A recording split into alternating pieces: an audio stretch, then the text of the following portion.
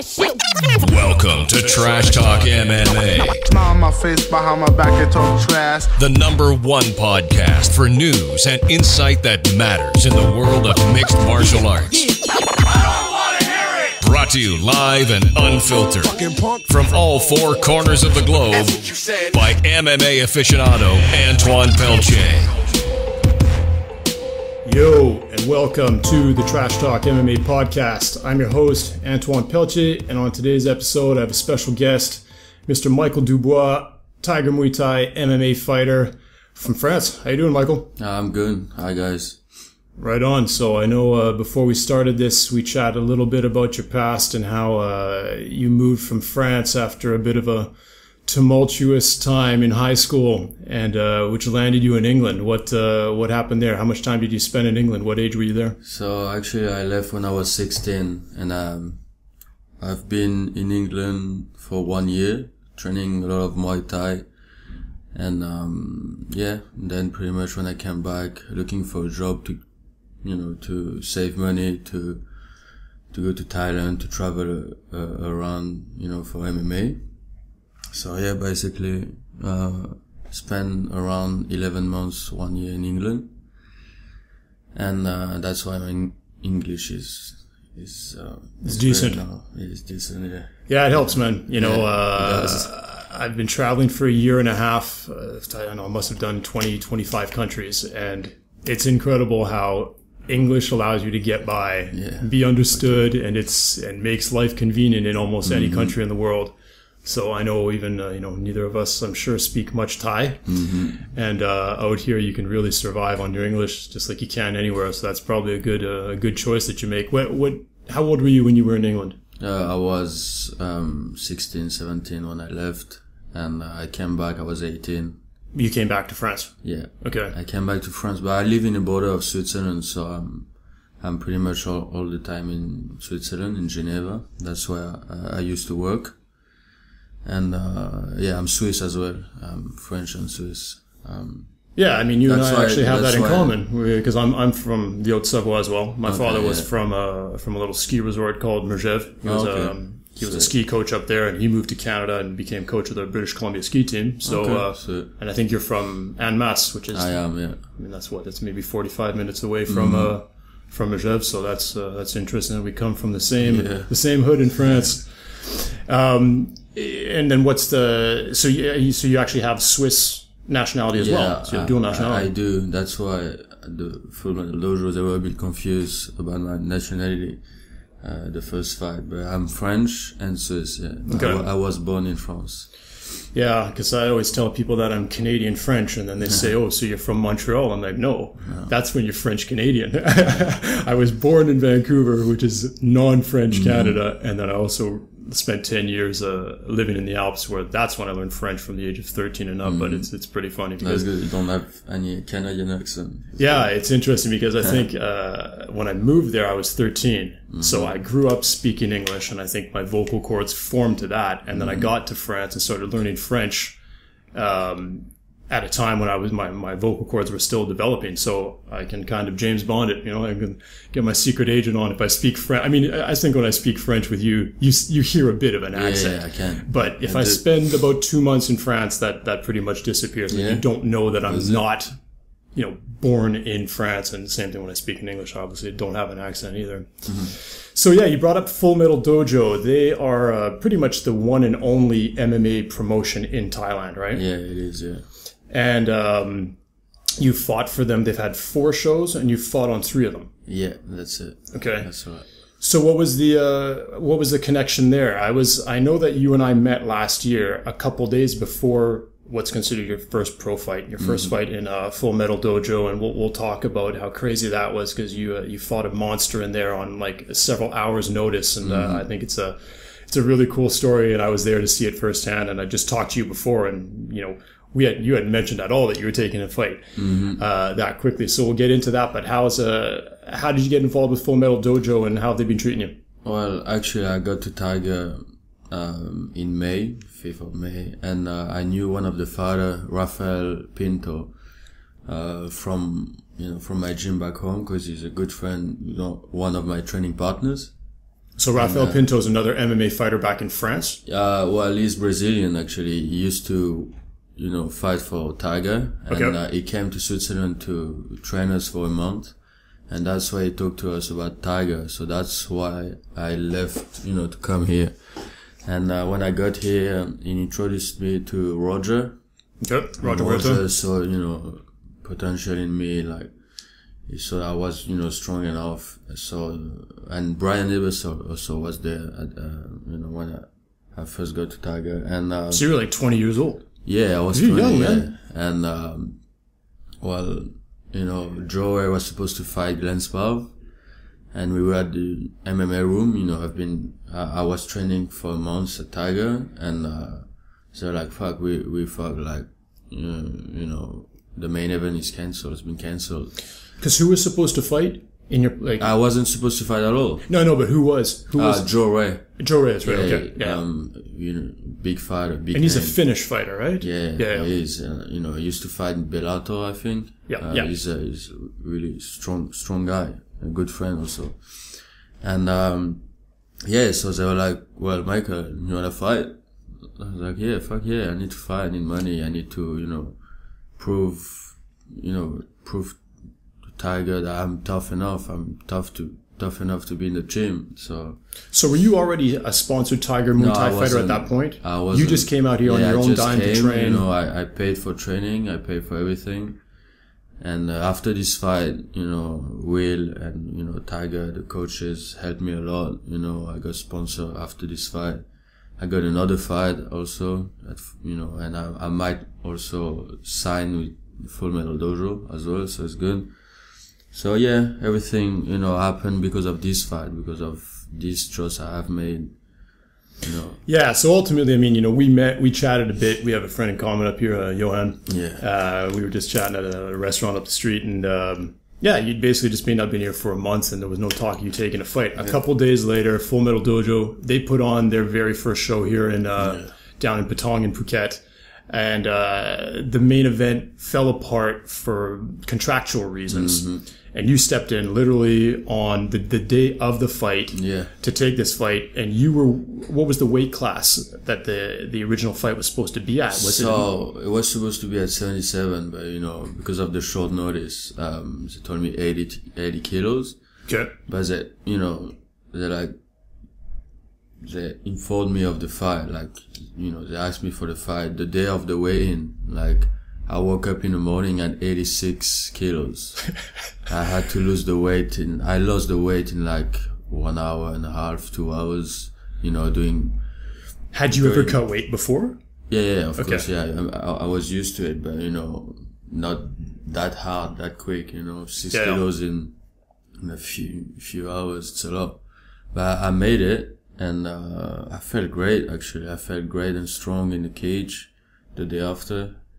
Roger and Brian helped me a lot with the food, what to eat, and everything. And, I was unlucky, but maybe with a better preparation, I would have won this fight.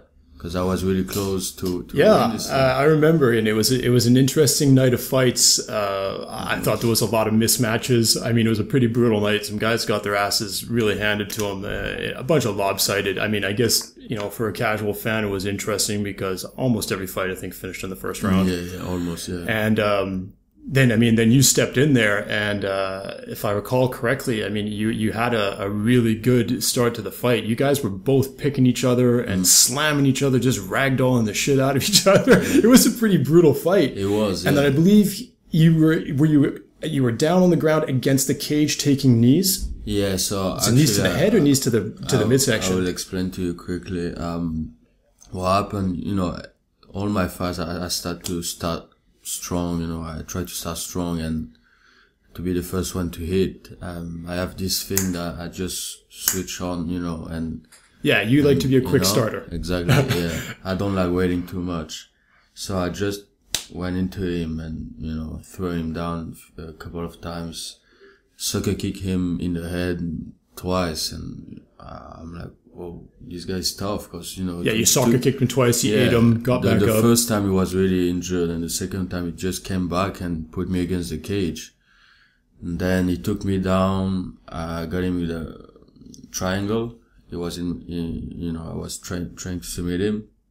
He was tough. He was, a big dude. And, he got me with like, 3 knees to the head. I got up. He took me down again. And then he got me with really good knees. I protected myself, and the referee stopped the fight. But how'd you feel about the stoppage? Well, I think it was fair. Like, I took probably like 7 or 8 knees. Even if I was protecting myself, like, it was a good decision, I think. That's good, and that's very humble of you to admit that, because I was there too, and none of us were complaining that they stopped the fight. I think we were like, he came in on short notice, he put on a great contest. He's a winner even with a loss here. You have to admit sometimes when, Yeah, you don't need to get brutalized for no reason. Yeah, and, especially we know Olivier Coste, to be someone who waits a lot before stopping a fight. But I think it was the right. Oh, you're saying the referee? Yeah, the referee. Yeah. We could say at the second event that it took quite a while to stop some fights that should have been stopped before. Okay. But for this fight, it was good. It was good. Like, it was a good stoppage. So, I mean, obviously, you took a big fight. You basically fought in the main event of the first event of the only MMA promotion in the country. I mean, that's a great feather in your cap as far as your resume goes. What was the response at Tiger to this?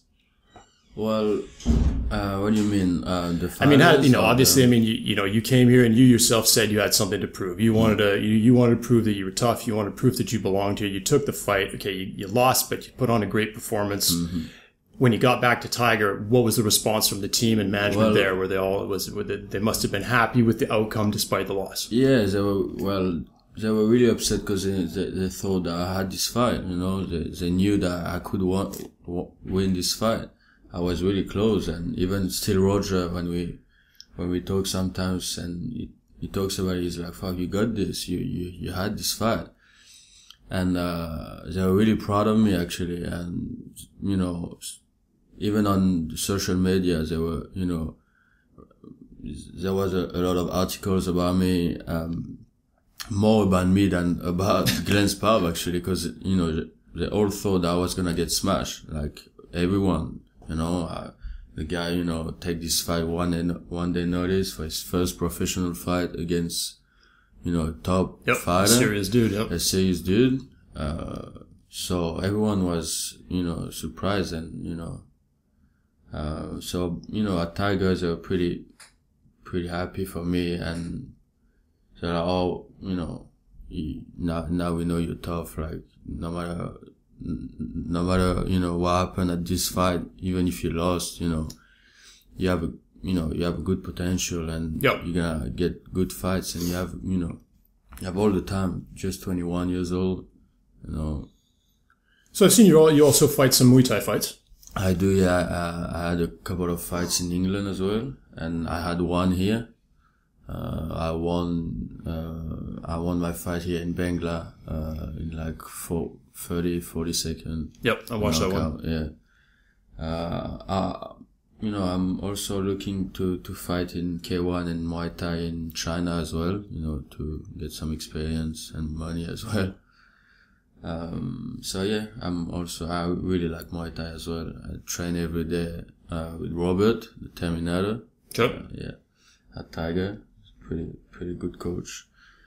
So, yeah. So it sounds like it's funny because, I've been here talking with so many people from Tiger, and it's interesting because, last night I had Tariq Suleiman on here, he's a Lebanese fighter, that's fighting in Dubai and in Jordan, and you're a French dude who's lived in England and wants to get to Brazil, but right now you're in you're in Thailand right now, and you want to fight K1 and Muay Thai, and it's interesting to see all these different paths that people want to go on and that they've been on. So where would you say you fit into the scheme of competitive martial arts right now? Like, do you just want to try your hand at different things, or do you want to get to the UFC? Like, what's your objective? Yeah, obviously, my main goal is the UFC.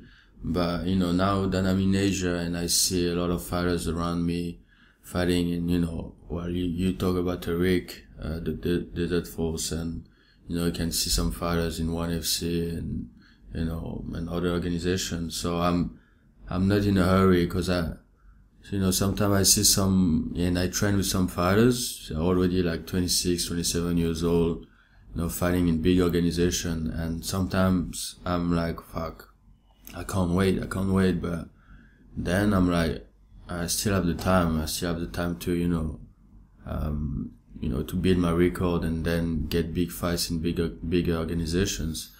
So that's good. I mean, it sounds like you're aware of your standing in the different sports right now and where you need to improve. You have to be confident. You have to believe in yourself, but you have to be rational too. You can't be like, well, I'm 21.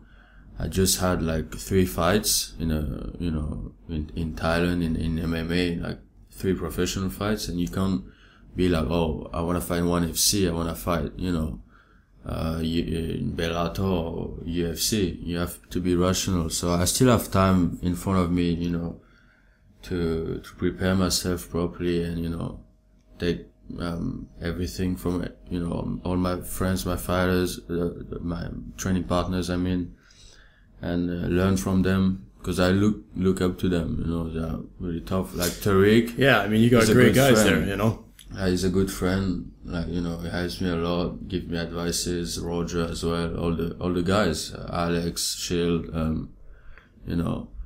So yeah, I still have the time. Obviously, my main goal is the UFC, and one day I'm gonna try to go for this belt as well. So now you last fought at Full Metal Dojo 4. When was that? Was back in February. I think it was right after I got here. I got here around the 3rd of February. It was like, when was it? Like second week of February. I think it was February. I can't remember actually. Yeah, it's been over a month. Yeah. It wasn't. Yeah, a month. Yeah. Now you fought at lightweight for that fight. Yeah, that was pretty tough actually because I lost 16 kilos for this fight. I used to be at around 85, 86 kilos, train at 86, and cut to 77. Yeah. So you basically walk around as a middleweight and you cut down to fight at welterweight, and now you were a middleweight cutting down to lightweight. Exactly, yeah. And it was pretty tough. I did it properly. I just, the day before the weigh-in, I had made mistake. I had a meal I shouldn't have had, and when I woke up, I was 6 kilos over. It's crazy how you make one mistake. That's incredible. Tariq was telling me the same thing yesterday. It's crazy. I had like a tuna salad, but the tuna full of salt, took all the water and kept all the water in my body, and I woke up and I was with George Hickman. Yep. And I was like 6.3 kilos over, and I lost it in like oh man, same an hour and a half, 2 hours, going in and out of the sauna. But I made it, and now this was in Bangkok. That was in Bangkok, yeah. Okay. I made it, and 70.5. The day after, I was at 81 almost. Yeah. Oh yeah, so you bulked up in 24 hours. I could feel I wasn't the same. I wasn't as strong. I was faster, but I wasn't as strong, and I don't know. And where would you like to end up? What do you think? What do you think makes sense for you for defining your weight class and sticking to it for a while? You mean what weight class? Well, I'm actually still thinking about it because I want. I want a rematch against Glenn Sparv. That's the thing, but that was your opponent in your last fight. Yeah, no, that was my first fight. The first fight, Sparv, yeah. The fight we were talking about, and I want a rematch, but I think, and everyone said it, even my coaches said it, that it's better for me to fight at lightweight. So. But sometimes we can just, switch, I know a lot of fighters, sometimes they fight at middleweight and sometimes welterweight, and, Alex Volkanovski? Yep. Yeah, he fought once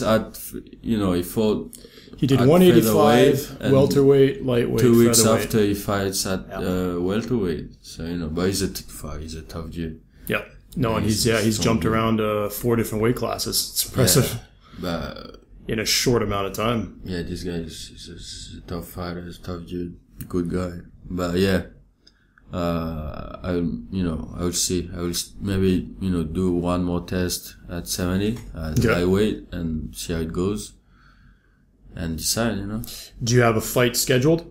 Do you have anything on the books right now? I'm going home in May, for a month, and my trainer back home is looking for a fight for me. So I might get a fight, because there's a show in Switzerland when I get back. So let's talk about that. MMA is basically illegal in France. There's a lot of opposition to it. I've been reading some pretty disturbing articles how they're even banning judo trainers that are training MMA fighters in judo. Yeah, and they're not banning them. I mean, what's the actual thing that they're trying to strip them of their credentials? Yeah, exactly. It's like I heard that judoka are not allowed to train MMA now in France. Like they will be banned of the federation or something. Brutal. Yeah, that's crazy. Like that's why because I live next to Switzerland and I'm Swiss as well. It's easier for me to just train in Switzerland. And how's the scene in Swiss? Europe. Sorry? How's the scene in Switzerland? It's alright. It's getting better. Like now there's more shows. Like there's like I would say 2 or 3 events. 2 or 3 different organizations. Like promotions. Yeah, promotions. So it's good. But yeah, in France they're still, they're wasting time because they have a lot of fighters, a lot of good fighters training.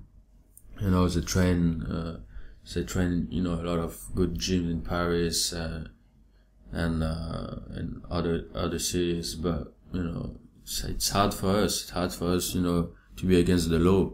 They don't allow us to fight, so we have to... Yeah, you can't compete in your home country. Yeah, that's crazy. So what are you finding that most guys are doing? Where are the French going? I mean, they have to... Well, there is another sport that, they do in France. It's really close to MMA. It's called pancrase. Yeah. And the only difference is there is no ground and pound to the head. Sometimes there's no ground and pound at all. There's, as soon as you get no strikes on the ground. To the ground, it's only jiu-jitsu, only nogi. But there's some organizations that do like ground and pound to the body and even headbutt to the body. My last fight in France, I was allowed to, headbutt the guy to the body, and you can see on one of my videos that I actually do it. So it's crazy that they allowed this, but they don't allow the MMA, like, normal rules. But anyway. What are the rules in Switzerland? Are they unified MMA rules? There's one organization, it's amateur, so, there's no striking on the floor, but there's a couple of promotion, like, it's just normal rules. Yeah, sometimes they don't allow elbows, but otherwise it's pretty much the same rules that we have, here, or not here, but I mean in Europe and in US. Okay. Now you're also sponsored by a company called Fightness. Yeah, Fightness. Yeah. What's the deal with them? So actually, Fightness is my main sponsor after Tiger Muay Thai, obviously, and it helps me a lot. It gives me a lot of stuff. Helps me, it pays for my rent here. He's here at the moment, helping me a lot and trying to to promote myself and promote his brand, of course. Now, is it a clothing? What is he selling? He's selling his brand. So his brand is Fightness. It's like just MMA gears and t-shirts, singlets, so shorts. it's a clothing. He's gonna do some gloves as well, and shin pads, etc. Like Tiger Muay Thai, but with his brand. But it's getting pretty big. Actually, even Tariq Suleiman might get sponsored soon by Fightness too. Okay. We are still talking about it. Oh, if he's here, we should try to introduce me. Yeah. He is cool here, so I'm trying to get people from anybody who's involved with MMA professionally in some capacity. You know what I mean? So fighters and trainers, obviously, but it's cool. I haven't spoken to any sponsors like that. So I'd love to speak with him and get his perspective on being a sponsor in a country that's emerging with the sport. There could be an interesting story there as well. Yeah, well, I will have to be here to translate, but yeah, it would be a good thing. Okay, so he doesn't speak English. Yeah. Okay. His English is not good enough to, but it would be a good thing, yeah. So, I mean, looking at, if I try to find your fights and whatnot online, I see your MMA record. You have a record of, are you 2? I'm 1-2 now. You're 1-2. Because of the, But then you've also got, you've got your Muay Thai fights. You've got these fights in France. Yeah. What other records do you have in which martial arts? So, I've been competing, in many different sports, but so in Muay Thai, I had a couple of fights in England, but amateur fights. In Thailand, I've got only one Muay Thai fight, one win, one knockout. So I'm 1-2 in MMA, professional. In amateur, I had like between 10 and 15 fights, I think. Okay. I had maybe like 5 losses in amateur or something like that. 5 or 6. And I've been competing in judo as well since I'm I was 4. I started fighting. I was around 6 maybe. For a lot, like almost every weekend.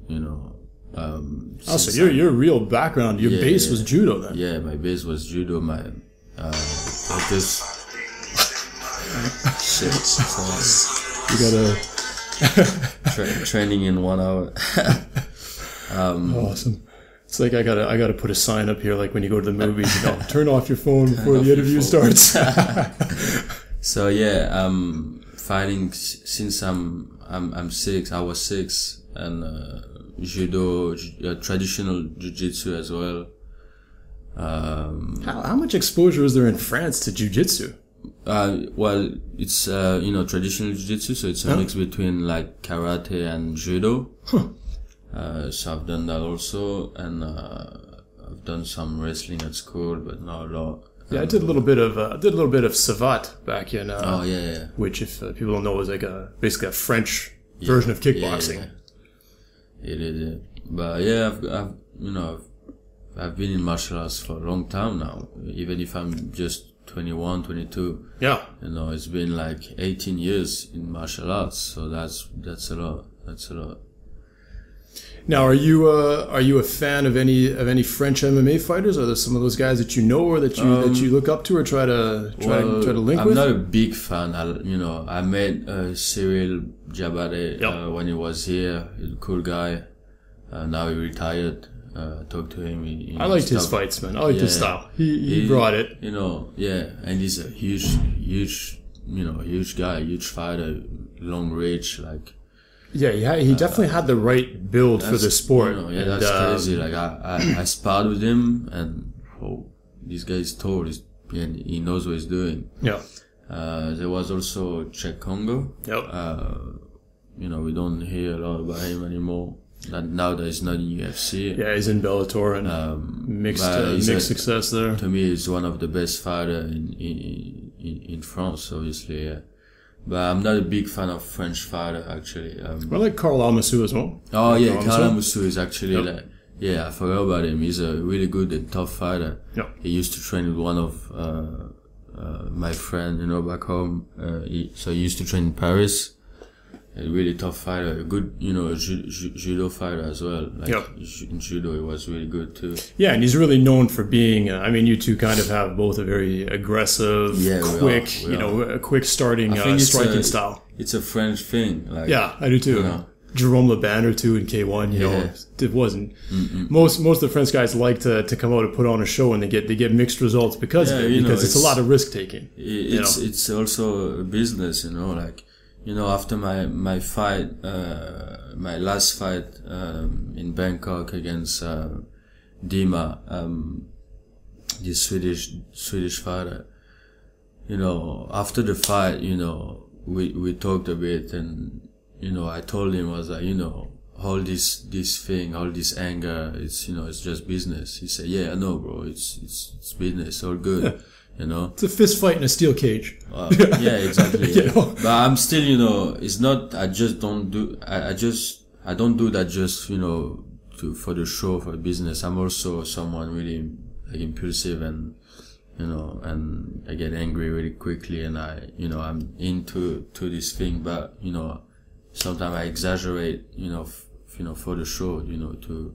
Yeah, build people love that, you know, like say like, fuck, this fight is, you know, you build anticipation, you know, man. exactly. No. Yeah.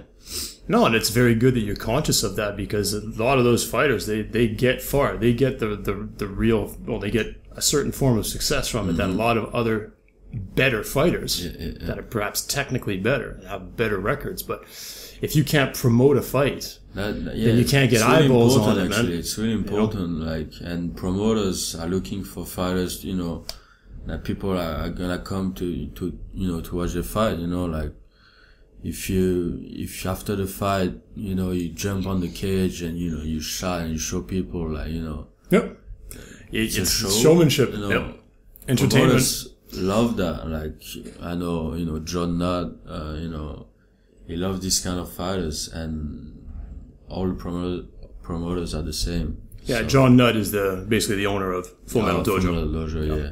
Yeah, I want to get him on the show as well. I mean, Dana White loves this, like, you know, even the type of fighters, like the strikers, he loves the strikers, he loves, you know, aggressive fighters, and when he goes to the ground, you can see that Dana White is not like really interested in it.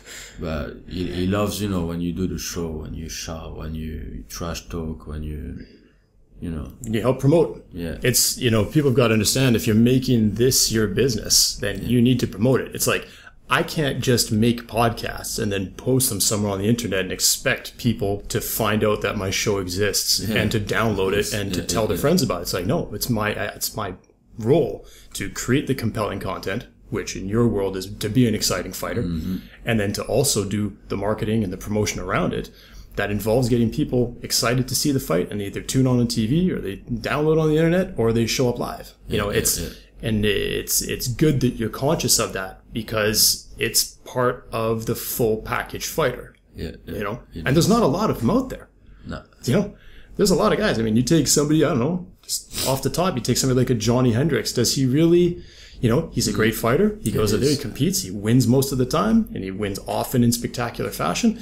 But does he really promote to the degree that the UFC would like him to do? And I don't know why Big Johnny Hendricks just came to mind, because he just fought, and he just fought a bit of a ground fight that, you know, isn't the style that he's put on before that, that's actually got him some new fans by knocking guys out quickly and violently.